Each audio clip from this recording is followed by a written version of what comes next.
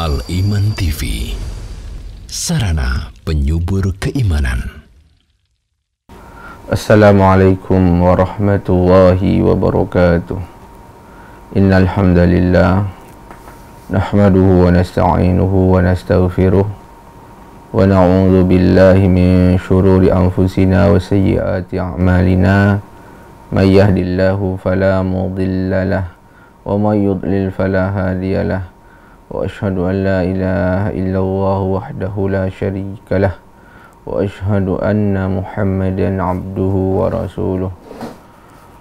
Sallallahu ala nabiyyina Muhammad wa ala alihi wa sahbihi ajma'in. Wa man ihtada bihadihi wastanna bisunnatihi waqtafa bi atharihi ila yaumiddin. Kaum muslimin, saudara-saudara seiman yang semoga senantiasa dirahmati dan diberkahi oleh Allah Subhanahu wa taala. Marilah kita awali kajian kita ini dengan memuji dan bersyukur kepada Allah Subhanahu wa taala yang telah melimpahkan kepada kita berbagai macam kenikmatan-kenikmatannya, terutama nikmat iman dan Islam, serta nikmat hidayah dan taufik. Dan di antara nikmat Allah Subhanahu wa taala yaitu nikmat umur panjang, nikmat kesempatan bagi orang yang beriman adalah nikmat yang sangat besar sekali. Karena dengan umur yang panjang, orang yang beriman itu dapat menambah kebaikannya untuk memberatkan timbangan amal solehnya, dan juga dapat kesempatan untuk bertobat, beristighfar, untuk menghapus dosa-dosa dan keburukan-keburukannya. Oleh karena itu, seorang yang beriman selalu meminta kepada Allah Subhanahu wa taala umur yang panjang dan keberkahan di dalam umur tersebut. Semoga Allah Subhanahu wa taala selalu menambahkan untuk kita nikmat-nikmatnya. Berikutnya kita akan melanjutkan mengkaji kitab Ad-Da' wad-Dawa karya Al-Imam Ibnu Qayyim Al-Jauziyah rahimahullahu ta'ala rahmatan wasi'ah. Kemudian beliau berkata, wa katsiran ma najidu ad'iyatan da'a biha qaumun fastujiba lahum. Sering kita jumpai beberapa macam doa yang dipanjatkan oleh beberapa orang, lalu dikabulkan doa tersebut untuk orang-orang tersebut. Wa yakunu qad iqtarana bid-du'a daruratu sahibihi, di mana doa yang dikabulkan tersebut telah diiringi dengan keadaan darurat, keadaan terdesak dan terjepit orang yang berdoa tersebut. Wa iqbaluhu ala Allah, serta kesungguhan orang tersebut kepada Allah Subhanahu wa taala dalam doanya. Aw hasanatun taqaddamat minhu, atau diiringi dengan suatu kebaikan yang telah dilakukan sebelumnya. Dan ini semua adalah di antara sebab-sebab dikabulkannya doa. ja'ala Allah subhanahu ijabata da'wati syukran li hasanatih, yakni Allah jadikan hal tersebut sebagai sebab terkabulkan doanya, sebagai rasa syukur Allah subhanahu wa ta'ala terhadap kebaikan yang telah dikerjakannya. Awsadafat waqta ijabah, atau doa yang dia panjatkan itu bertepatan dengan waktu dikabulkannya doa. Wa nahwi dzalik, atau yang lainnya dari sebab-sebab terkabulkannya doa. Fa ujibat da'watuhu, lalu dikabulkan doanya, lalu dikabulkan doa tersebut. Jadi keadaan orang ini, dia berdoa, jadi keadaannya ada beberapa doa yang dipanjatkan, redaksi doa tertentu dipanjatkan, kemudian karena sebab-sebab dikabulkannya doa itu ada dalam doa tersebut, lalu doa tersebut dikabulkan. Baik. Kemudian fayadunnu dzan anna sirra fi lafzi dzalika doa, tetapi kemudian ada orang yang menyangka dan mengira bahwa rahasia dikabulkannya doa tersebut adalah pada lafaz atau redaksi doa tersebut. Ya, lihat, ada sebagian mengira bahwasanya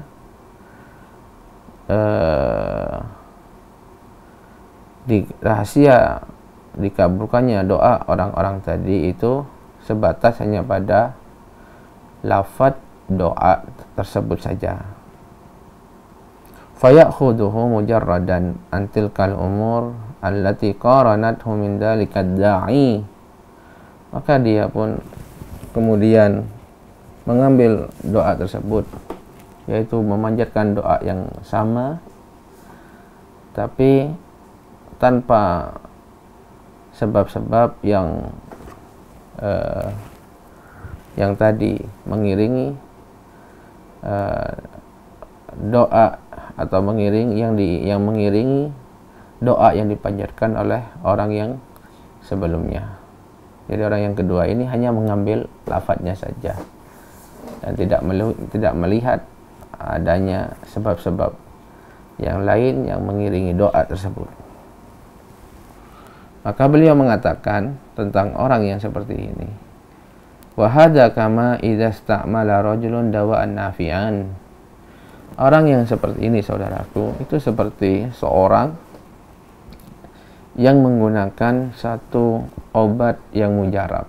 Jadi ada obat sudah terkenal mujarab, terkenal bisa menjadi sebab kesembuhan dari suatu penyakit tertentu. Fil waqtil ladzi yanbaghi 'alal wajhil ladzi yanbaghi, di mana hal tersebut terjadi bila dilakukan pada waktu tertentu dengan cara tertentu. Waktu tertentu dengan cara tertentu. Fantafa bihi, maka obat tersebut pun benar-benar mujarab dan memberikan manfaat. Beliau jelaskan di sini doa itu adalah sebab, layaknya obat yang sudah teruji sebagai obat yang mujarab. Tetapi obat tersebut tentunya kita tahu mujarabnya atau reaksinya itu sempurna bila dilakukan pada waktu tertentu dan dengan cara tertentu. Nah, fadhanna ghairuhu an istimala hadha ad-dawa bi mujarradihi kafin fi husnil matlub. Lalu orang lain mengira bahwasanya menggunakan obat tersebut hanya dengan menggunakannya saja sudah dapat menghasilkan atau sudah dapat meraih apa yang diinginkan berupa kesembuhan. Fa innahu yakun bidzalika ghalitan, sehingga apa yang dilakukan itu salah, keliru dia. Ya, dia menganggap bahwasanya keinginannya, kesembuhan yang dia inginkan, sebabnya hanya pada doa itu saja, pada obat itu sendiri. Artinya seolah-olah kalau sudah minum obat tersebut maka akan mujarab. Kapan minum obat ini akan sembuh. Itu keluarnya di situ. Padahal obat itu sendiri itu ada tata caranya, ya, ada dosisnya, ada waktu-waktunya untuk diminum kapan, berapa kali sehari, ya. Terus kapan minumnya, kapan saja, pagi, sore atau pagi, siang, sore atau malam. Kemudian juga tata caranya, sebelum makan atau sudah makan, atau boleh tanpa makan, dan lain sebagainya. Bolehkah diminum tanpa makan dulu, ya, ataukah harus makan dulu, dan lain sebagainya. Ya, baru obat itu. Begitu wahada maudhi' yaqlid fihi katsirun nas. Dalam masalah seperti ini banyak orang yang keliru, salah pemahaman. Jadi seolah-olah ketika mendapati seorang berdoa dengan suatu redaksi doa kemudian dikabulkan, maka dia pun melihat bahwasanya dengan begitu dengan doa tersebut saya juga dikabulkan, tanpa melihat umur sesuatu perkara-perkara yang menyertai doa tersebut. Seperti tadi disebutkan, waktu mustajabah, orang itu benar-benar terdesak, sehingga kalau berdoa dia benar-benar fokus menghadirkan rasa butuhnya kepada Allah SWT. Seperti itu. Wa min hadza annahu qad yattafiq du'a'uhu bittirarin inda qabrin fajab. Di antaranya, yaitu di antara contohnya yang lain, di antara contoh yang terjadi, kata beliau, bisa jadi suatu doa itu, ya, dipanjatkan dan diiri dengan keadaan terjepit, keadaan mendesak yang terjadi pada orang yang berdoa tersebut, dan dia berdoa di dekat kuburan, lalu dikabulkan doanya. Jadi beliau kasih contoh sekarang, ada orang yang berdoa di dekat kuburan dengan satu bentuk doa, kemudian dikabulkan doanya. Nah, sebenarnya orang ini berdoa tersebut, ya, selain memang melakukannya di dekat kuburan, dia berdoanya itu dalam keadaan dia benar-benar terdesak sekali, sangat benar-benar terdesak. Sehingga apa? Sehingga dalam berdoanya dia ilhah, dia fokus, dia hadirkan rasa butuhnya kepada Allah Subhanahu wa taala. Ya, dia hadirkan bahwasanya hanya Allah yang akan menolongnya dan sebagainya. Yang menunjukkan dia itu menunjukkan keterdesaannya, keadaannya yang darurat untuk mendapatkan apa yang diinginkan dengan doa tersebut. Nah, tapi lakukannya di kuburan, lalu dilakukannya di kuburan, kemudian dikabulkan doa. Nah, beliau mengatakan setelah itu, fayadhunnul jahil an-nasir lil qabr. Nah, sayangnya orang yang tidak tahu itu mengira bahwa rahasia dikabulkannya doa tersebut adalah karena dilakukan di dekat kubur. Salah persepsi, ya, salah melihat. Justru yang dia lihat, dia mengira bahwasanya sebab dikabulkan doa tersebut karena dilakukan dekat kubur. Padahal ada faktor-faktor yang lain yang mengiringi doa tersebut, berupa banyak hal, ya kan, banyak hal. Mungkin waktu mustajabah berbandingan dengan waktu yang dikabulkan, ya, dan intinya dia adalah benar-benar dalam keadaan terdesak maka dikabulkan. Nah, orang yang tidak tahu mengira doanya dikabulkan itu karena apa? Karena di dekat kubur. Apa yang terjadi? Walam ya'lam anna sir lil ittirar wa sidqil laja'i ila Allah. Dan dia tidak mengetahui bahwasanya rahasia dalam dikabulkannya doa tersebut adalah karena keadaannya yang terdesak dan kejujurannya dalam memohon kepada Allah Subhanahu wa ta'ala. Fa idza hasala dzalika fi baitin min buyutillah kana afdalu habba ila Allah. Saudaraku rahimakumullah, kemudian beliau menjelaskan, apabila orang yang berdoa dekat kubur dalam keadaan ittirar, dalam keadaan terdesak, dalam keadaan mudarat, kemudian dia benar-benar jujur dalam bermohon kepada Allah, itu bisa jadi dikabulkan. Beliau jelaskan di sini, kalau seandainya doa yang seperti itu dilakukan di rumah dari rumah-rumah Allah SWT, maka hal tersebut lebih afdal dan lebih dicintai oleh Allah Subhanahu wa Ta'ala. Jadi beliau ingin menjelaskan, bukan karena di kubur, bukan karena di dekat kubur yang membuat doanya diterima, tapi karena hal-hal yang lain. Lalu beliau mengarahkan, doa yang sama lakukanlah di masjid, niscaya itu lebih afdal dan lebih dicintai oleh Allah Subhanahu wa Ta'ala. Jadi saudaraku rahimani wa rahimakumullah, ketika seorang berdoa kepada Allah dan ingin doanya dikabulkan, maka wajib bagi dia itu memperhatikan adab-adab doa, memperhatikan adab-adab doa dan sebab-sebab dikabulkannya doa.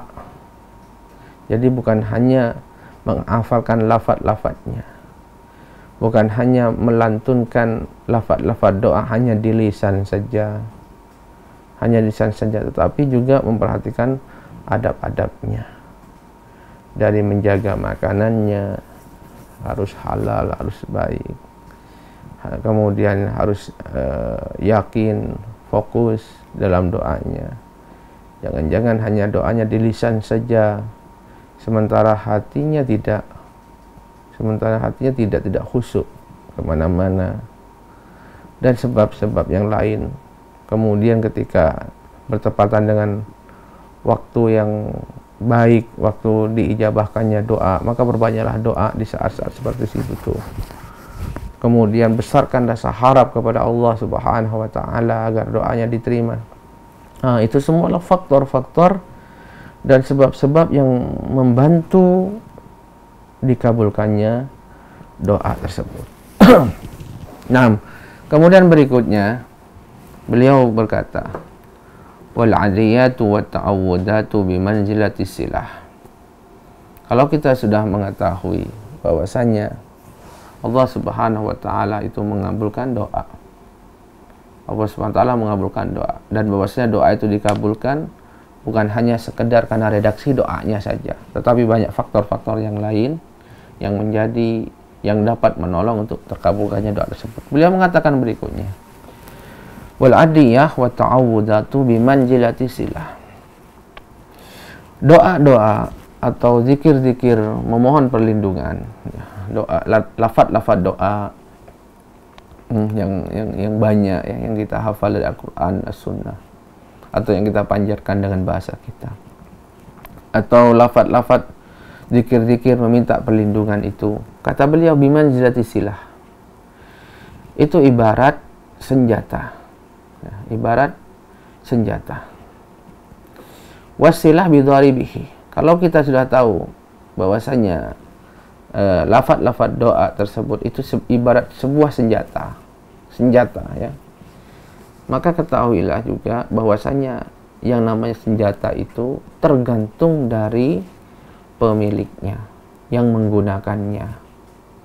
Ya, senjata itu tergantung dengan yang menggunakannya. Wala bihaddi faqat. Tidak cukup hanya dengan ketajamannya saja. Ada pedang tajam sekali, luar biasa hebat, tapi kalau yang pakai tidak bisa, maka bagaimana dapat mengalahkan musuhnya?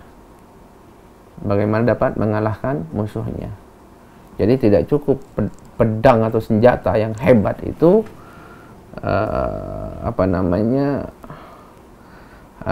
tanpa kelihayan, tanpa kehebatan dari pelakunya, dari pemiliknya, dari yang menggunakannya. Tidak bisa, meskipun sebuah panah itu adalah panah yang luar biasa, tidak mungkin bisa mengenai sasarannya kecuali apabila juga diiringi dilakukan oleh seorang yang kuat, yang ahli dalam memanah. Dan begitu juga senjata-senjata yang lain, itu pun semuanya tergantung dengan pemiliknya dan yang menggunakannya. Maka beliau katakan di sini, setelah itu, famata kana silahan tam la afata bihi wasa'id sa'idun qawi wal mani' mafqud. Kapan, ketika sebuah senjata itu benar-benar senjata yang sempurna, tidak ada aib, tidak ada kekurangan sedikit pun, dan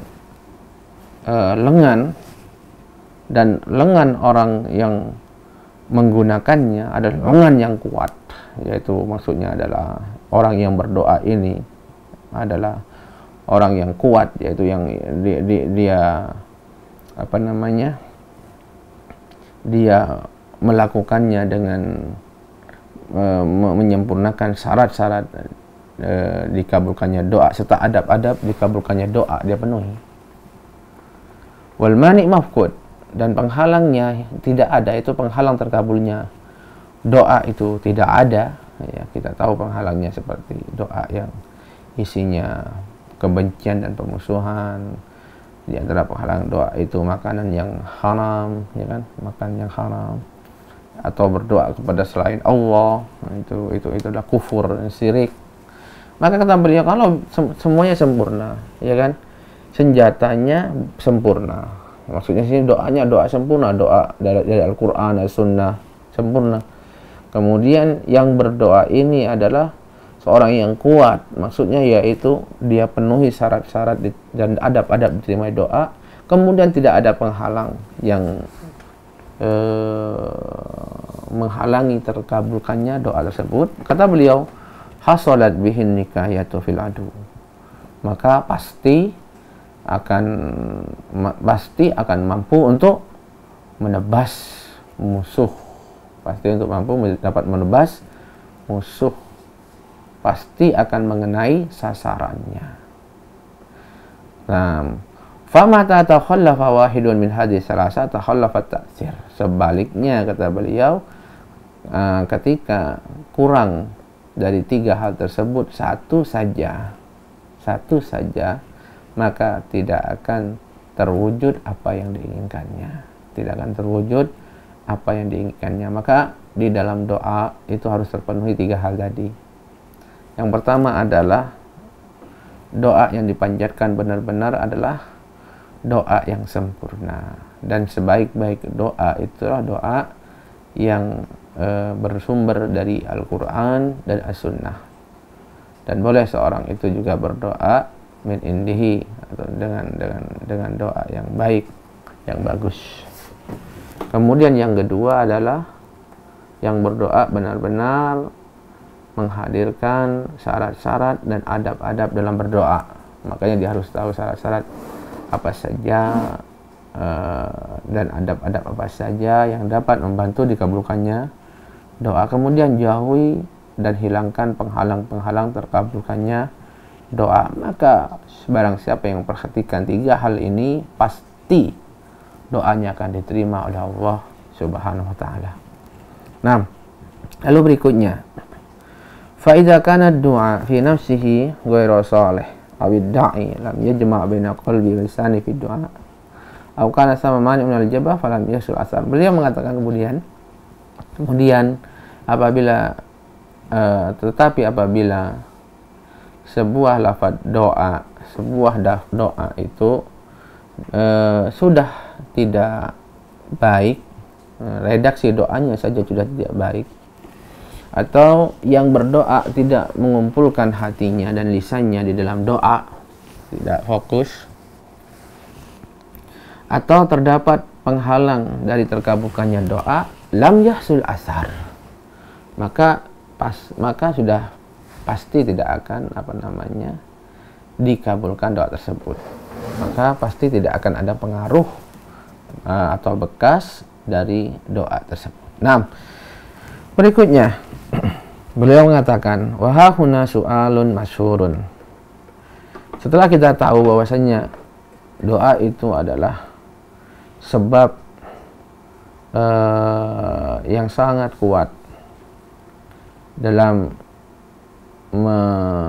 mendapatkan apa yang diinginkan atau menolak apa yang ditakutkan. Kemudian beliau di sini menyebutkan beberapa syubhat atau beberapa pandangan yang keliru dalam masalah ini. Kata beliau, wa hahuna su'alun masyhur.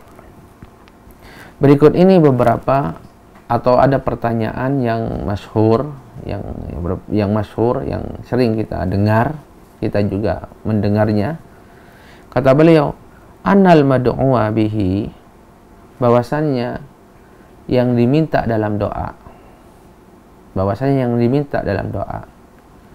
in kana qad quddir, apabila memang sudah ditakdirkan, yaitu sudah ditetapkan dalam takdir, lam yakun buddun min wuqu'i, maka tidak harus berdoa. Jadi kalau memang yang diminta oleh seseorang itu, dia ingin berdoa, minta sesuatu, kalau memang sudah ditakdirkan, maka ngapain berdoa maksudnya?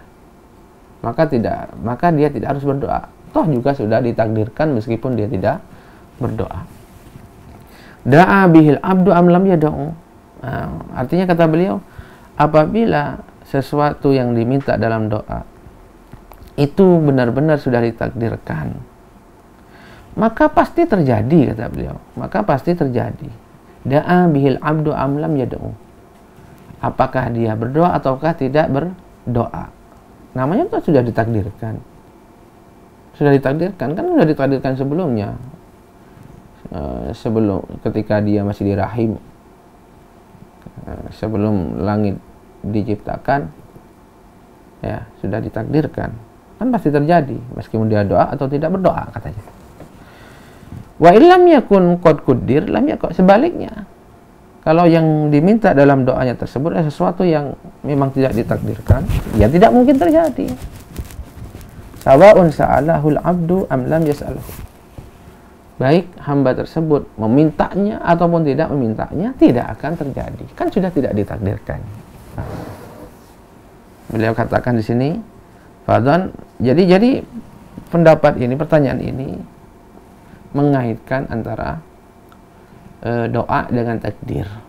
Doa dengan takdir, yaitu dalam pertanyaan ini terdapat syubhat yang mengatakan seorang berdoa, apakah dia meminta suatu kebaikan atau berlindung dari keburukan.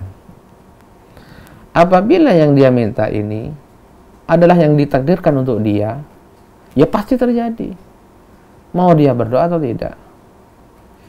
Atau sebaliknya, kalau tidak ditakdirkan untuk dia, sudah tidak ditakdirkan dia, maka pasti tidak akan terjadi, mau dia berdoa atau tidak. Nah, lalu beliau katakan, fadhannat ta'ifatun sihhata hadza su'al.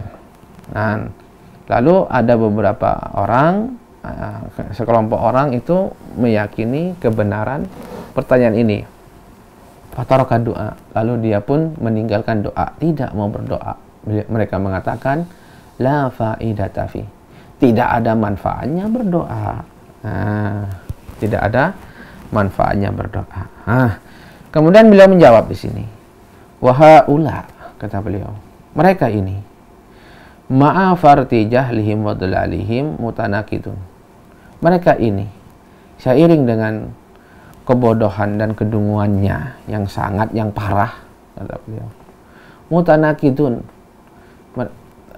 mereka telah melakukan sesuatu yang kontradiktif, ya, berseberangan, bertabrakan. Ucap keyakinan mereka ini adalah keyakinan yang bertabrakan, saling menafikan, katanya. Kenapa? Fa inna tarda madhhabihim yujibu ta'tila jami'al asbab. Karena penerapan madhab mereka ini, penerapan pendapat mereka ini akan menyebabkan penafian terhadap semua sebab, yaitu akan menyebabkan pengingkaran adanya sebab, adanya penyebab, gitu kan. Tayyib. Saya ulangi, keyakinan mereka ini itu berseberangan. Kenapa? Karena dengan keyakinan seperti ini, yang terjadi adalah mereka telah mengingkari adanya sebab untuk suatu kejadian. Baik. Kita ambil misal, lalu beliau mengatakan, fayuqali ahadin, kalau begitu katakan kepada mereka, berdasarkan muqaddimah atau keyakinan mereka tadi, katakan saja kepada mereka, in kana syaba'u angkana syiba'u warriyu qad qaddara laka la budda min wuqu'ihima akal ta'lam takul. Katakan kepada salah satu dari mereka, apabila kenyang sudah ditakdirkan untukmu, ya, sudah ditakdirkan untukmu, kamu ditakdirkan kenyang hari ini, maka pasti terjadi, bukan begitu? Baik kamu makan atau kamu tidak makan, gitu. Tetapi bila kenyang itu tidak ditakdirkan kepadamu, maka tidak akan terjadi. Mau kamu makan atau tidak makan. Tanyakan lagi kepada mereka, wa in kana alwalad qad qaddara lak, apabila kamu ditakdirkan memiliki anak, ya, kamu ditakdirkan memiliki anak, fala budda minhu, maka pasti terjadi, kamu pasti akan punya anak. Wati'at zaujata wal amata amla tuta, baik baik istri dan baik Anda menggauli istri atau menggauli budak ataupun tidak menggaulinya. Sebaliknya, jika memang sudah tidak ditakdirkan anak untukmu, fala haja ila tazawwud wa tasarri, maka tidak butuh kamu itu menggauli istri atau menggauli budakmu. Silahkan difikirkan, ajak untuk dia berpikir. Tentu saja tidak mungkin orang-orang mengakui yang seperti ini. Tidak ada orang yang mengakui keyakinan yang seperti ini, bahwasanya orang itu kalau memang sudah kenyang, ya udah pasti kenyang meskipun nggak makan. Seperti itu. Kalau orang ditakdirkan tidak kenyang, ya udah tidak kenyang, ya kan, meskipun mau makan mau tidak. Dan keyakinan sini tentu saja ditolak.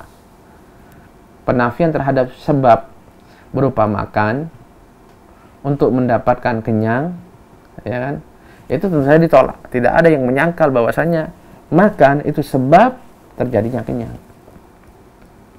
Tidak ada yang menyangkal bahwasanya menikah itu adalah sebab memiliki anak. Tidak ada yang menyangkal hal tersebut. Makanya beliau katakan seperti ini, kalau memang keyakinanmu seperti itu, sehingga mengharuskan kamu meyakini bahwasanya makan bukan sebab kenyang, menikah bukan sebab punya anak, lalu beliau mengatakan di sini, fahal yakun hadza aqilun aw adamiyun, apakah pendapatmu tadi, berdasarkan pendapatmu tadi, itu ada yang mengatakan selainmu dari orang yang akal sehatnya atau manusia, ada enggak? Ya, beliau katakan, ada enggak manusia yang sehat akalnya kemudian meyakini seperti keyakinan tadi? Beliau katakan lagi, balil hayawan al-bahim maftur ala mubasaratil asbab allati biha qiwamuhu wa hayatuhu. Bahkan binatang ternak saja secara fitrahnya mereka melakukan dan mendatangi sebab-sebab yang dengannya dapat melanjutkan kehidupannya.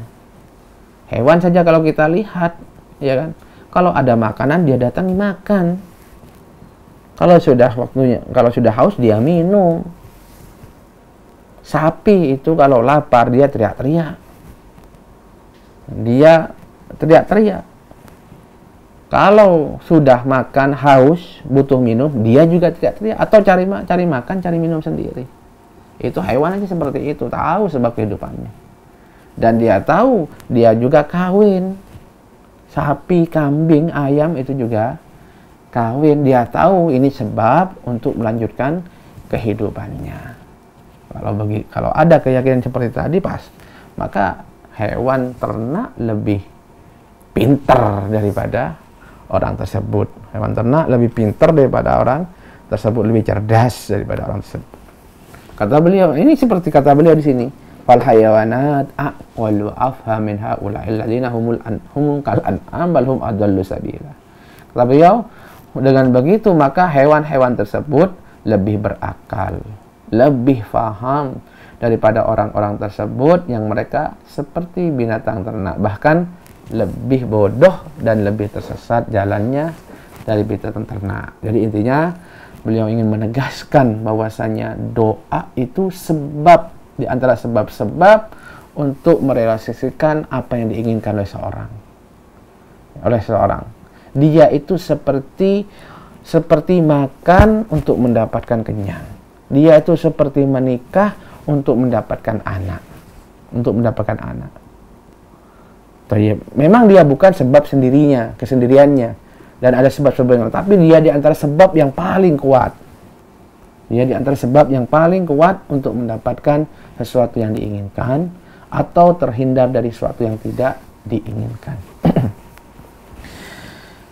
Nah, kemudian berikutnya sebenarnya masih ada banyak hal ya, namun Anda lihat waktunya sudah cukup.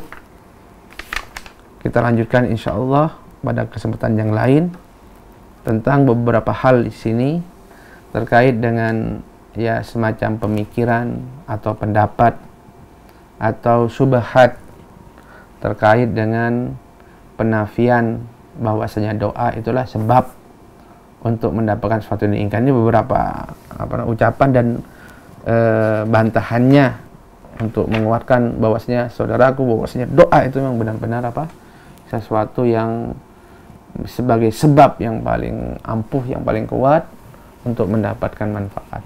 Demikian, mudah-mudahan bermanfaat bagi kita semua. Dukung channel kami dengan like, subscribe, dan aktifkan notifikasi agar kamu tidak ketinggalan video-video menarik lainnya.